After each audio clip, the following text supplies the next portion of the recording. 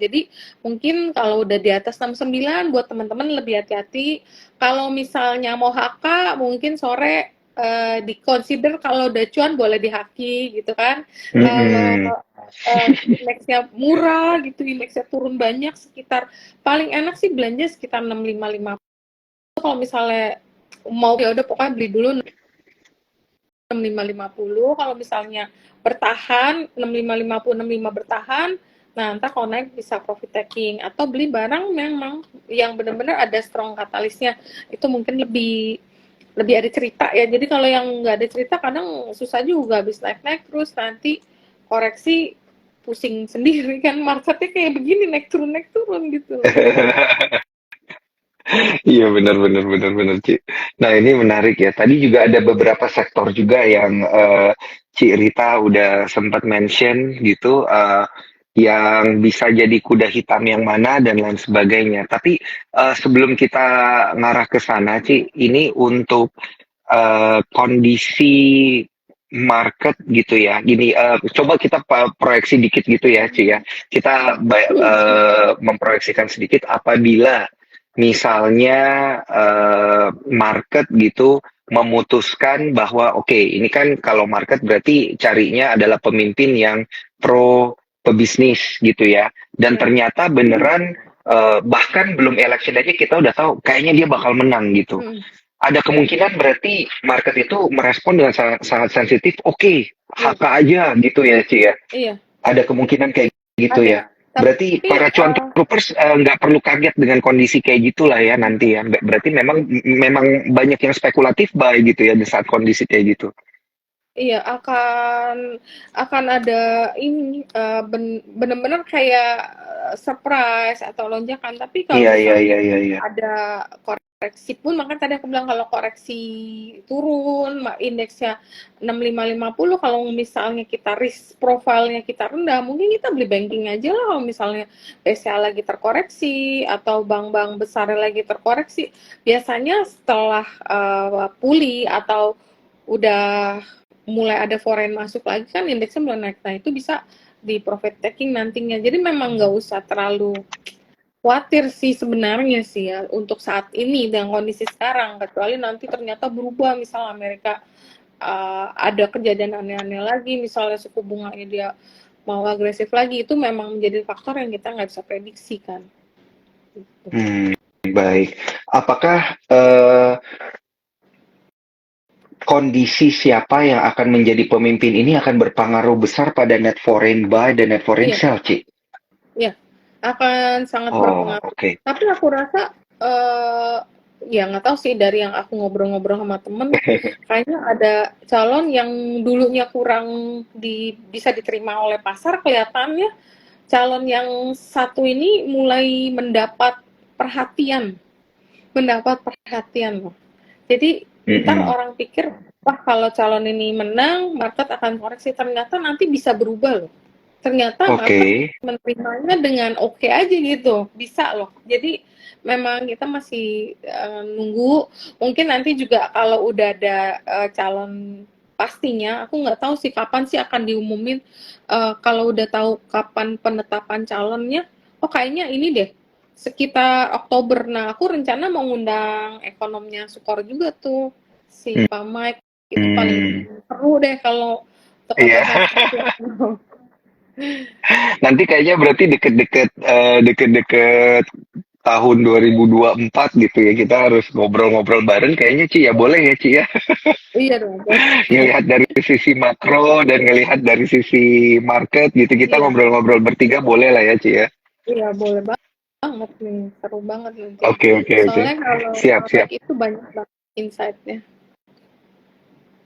Baik, baik. Nah, ini kalau kita ngelihat dari sisi sektor yang paling besar dulu mempengaruhi IHSG, Cirita melihatnya pada emiten-emiten perbankan besar kita akan seperti apa?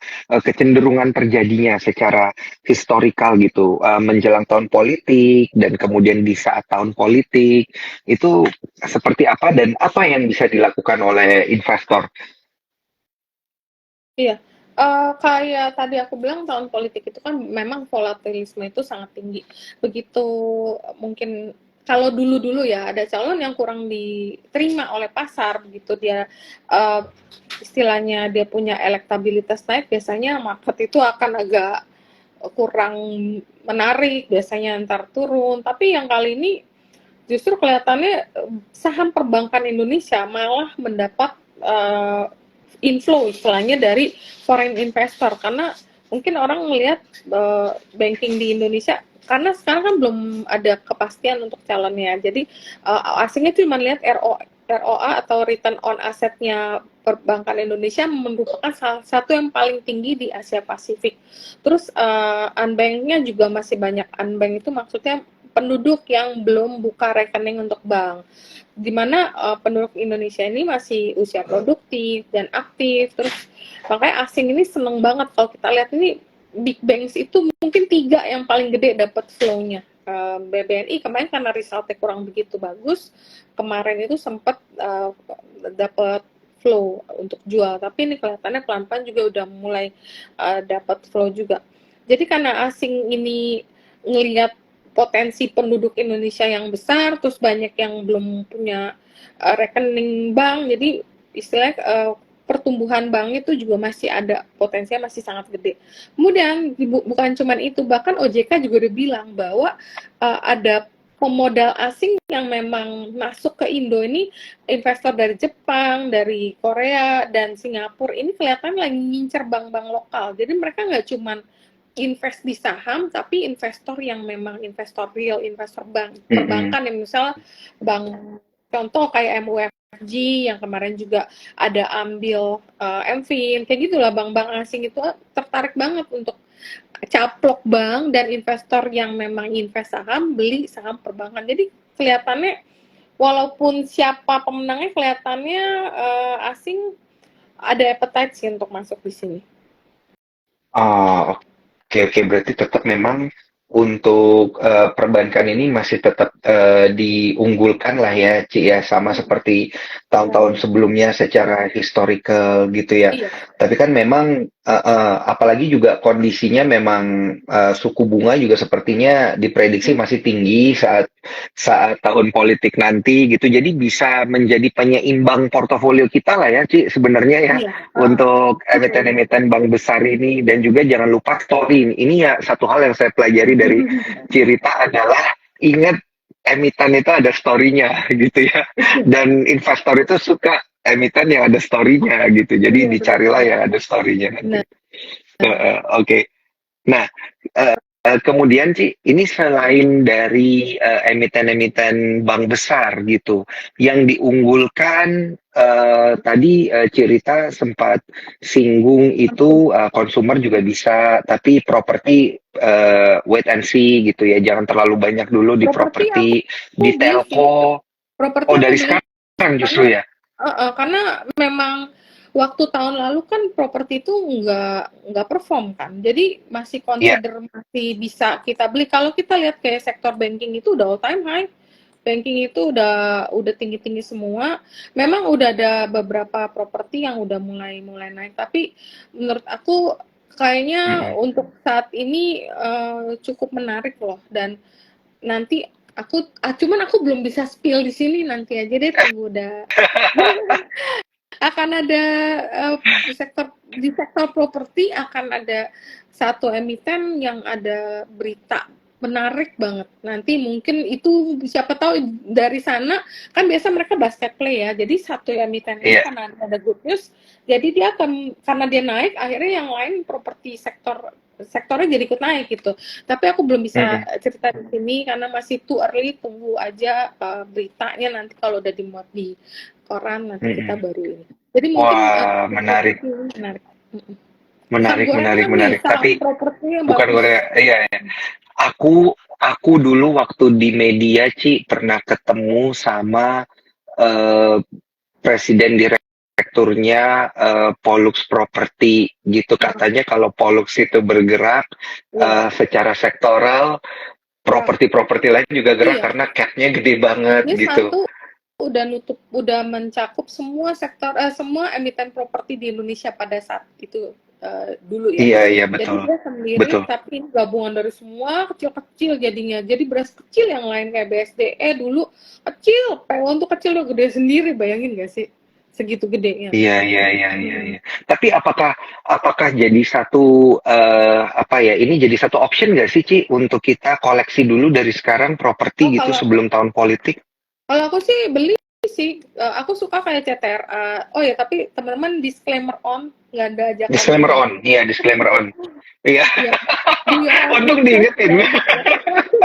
Aku Iya, suka jadi eh, aku suka silakan silakan. CTRA karena CTRA kan paling banyak punya proyek di luar, maksudnya cukup diversified ya. Jadi mau di Jawa, mau di luar Jawa, terus dia juga ada proyek di IKN. Kalau IKN itu terus berlanjut ya. Mm-mm. CTRA, Sumarekon aku suka, kemudian BSDE. Nah, itu tiga itu top 3. Mungkin kalau Pewon itu karena dia punya recurring income yang cukup gede, di mana kalau nggak salah tahun ini ya dia bisa naikin harga rentalnya. Jadi itu menjadi katalis untuk Pewon untuk naik. Makanya kalau kita lihat nih sektor properti sebenarnya ya kalau tapi nggak bisa, belum tentu bisa buat trading karena nih mesti agak nyimpen sih sebenarnya. Cuman aku rasa nyimpen ini harusnya bisa menarik sih returnnya harusnya. Tapi ya topik aku CTRA sama Sumarekon.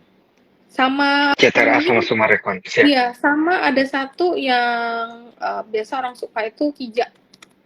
Kija itu Kija, banyak banget kawasan ceritanya. industri Jababeka ya. Hmm, itu banyak banget story-nya. Wah, Jadi aku ada yang bilang karena mau dijual sebagian sahamnya, ada bilang pemegang saham yang di dalam mau nambah saham. Aku jangan belum terlalu ngerti. Aku juga mm. beli karena kemarin sempat turun jauh baru aku beli. Jadi yang waktu kemarin naik tinggi-tinggi aku nggak ketinggalan.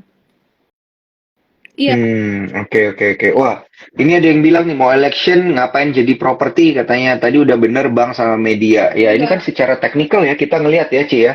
Enggak, kalau ini properti kan tadi aku bilang karena ini kuda hitam. Jadi kuda hitam ini bisa Iya. aja orang orang ngelihat, makanya tadi aku bilang ada pro dan kontra. Ada yang bilang enggak, nggak mungkin, Mm-mm. orang election kan banyak ketidakpastian. Jadi orang nggak mungkin invest di properti. Tapi aku lihat tahun ini, tahun kemarin kan properti itu kagak jalan. Tahun ini kalau suku bunganya, makanya tadi aku bilang kalau ada stay atau ada turun itu biasanya sektor properti mendapat katalis positif. Kalau media, aku bilang media itu kemarin resultnya jelek banget. Kayak MNC, SCMA itu jelek banget. Mm-mm. Kemungkinan besar itu karena TV analog. Jadi mereka kan masih analog TV pindah ke digital karena pindah ke digital dalam waktu yang cukup cepat, jadi kemungkinan besar yang mau iklan-iklan nge-hold dulu sambil tunggu migrasinya selesai, makanya pendapatannya turun. Karena pendapatan turun, ya mungkin dia punya spending tetap, itu yang membuat resultnya media itu pada kurang bagus. Lihat aja, itu mungkin MNC kemarin turunnya lumayan jauh ya. Aku sih, kalau dalam kondisi normal, sebelum-sebelumnya itu memang TV itu benar, media itu benar. Tapi khusus tahun ini karena ada perpindahan migrasi dari analog menjadi digital itu membuat sektor media kita jadi terpukul. Kalau kita lihat teknikal daripada Mm-mm. MNC itu double top. Jadi ya aku sih ya kalau MNC itu bisa aja naik kalau nanti merger dengan Bimantara itu mulai rame lagi. SMA sendiri juga resultnya juga jelek, catnya juga wow, rounding top. Jadi media itu Mm. menurut aku kurang menarik. Jadi makanya nggak bisa dibilang kayak oh karena mau pemilu jadi properti itu belum tentu juga karena saham Belum itu tentu, memang betul. bukan investasi gitu loh, banyak yang Iya. faktor X yang bisa merubah semuanya, makanya ya ntar kita coba lihat. Iya, berarti harus bisa lebih fleksibel gitu ya, Ci ya, melihat kondisi. Karena memang tadi stance kita di awal itu 2024 ini berbeda gitu ya. Jadi Agak otomatis berbeda. stock picknya bisa aja berbeda jauh gitu dengan Iya, tahun-tahun politik iya. sebelumnya. Iya, Nah, Bimantara ini Mensi. uh, merger siapa yang diuntungkan katanya BMTR, MNCN Biasa merger siapa BMTR. yang diuntungkan? Biasanya BMTR. BMTR ya yang diuntungkan siap. Ini berarti kalau melakukan akumulasi dari sekarang dapat dilakukan tapi tetap ya Ci harus ngelihat technical fundamental gitu Iya, ya. kalau kalau memang kalian trader atau kalian scalper tetap jaga pakai technical. Tapi kalau kalian investor, ya kalau aku sih memang untuk saat ini belum ada berita yang negatif untuk sektor properti ini, makanya aku mulai kumpulin. Malah aku lihat lebih kecenderungannya banyak potensi good news ya. Makanya tadi aku bilang akan ada satu saham di sektor ini yang kemungkinan akan ada berita yang cukup bagus. Jadi mungkin saham itu akan naik karena Mm-mm. berita ini. Tapi aku belum bisa spill. Jadi nanti tunggu Iya aja iya kalau iya iya iya. Benar-benar. Mungkin nanti di ketika itu sudah terjadi atau sebelum itu terjadi atau sudah bisa di-spill kita bisa ngobrol-ngobrol lagi bareng Cirit. benar Ci, benar-benar. ini ada mumpung masih media ada yang nanya tentang Net TV gitu karena Nah, isunya katanya mau dicaplok sama film gimana ya tuh Ci?